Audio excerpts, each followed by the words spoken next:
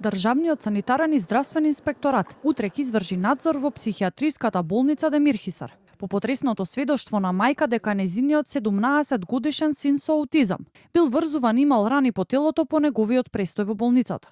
Рената Младеновска, директорката на ДЗСИ, вели дека иако инспекторатот нема надлежност да врши увид во стручноста на лекарите, тие ќе извршат надзор врз медицинската документација на пациентот, иако смета дека болницата работи по своите протоколи. Ќе се изврши еден редовен надзор, па ќе го испитаме и овој случај во однос на момчето кој што беше хоспитализирано.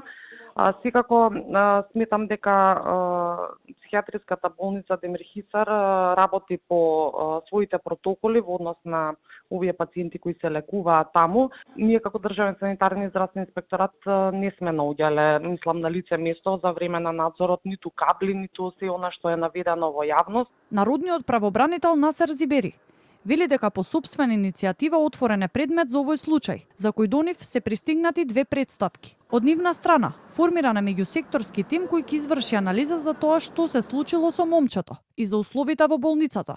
Тој потсетува дека во годишниот извештај за 2022 година, при посетата на болницата, оваа состојба веќе била констатирана.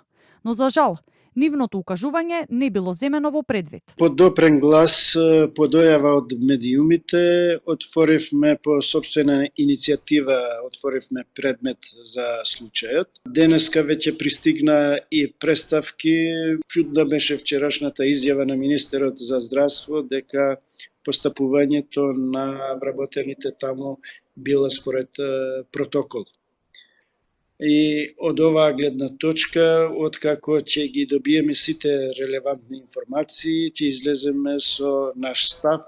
Зибери вели дека во овој случај покрај нехуманиот однос врз пациентот се поставува прашањето за тоа како малолетно лице со дијагноза аутизам било сместено токму во болницата Демир Хисар. Бидејќи, како што вели, според правилникот и условите таму не се сместуваат малолетни деца со таа дијагноза.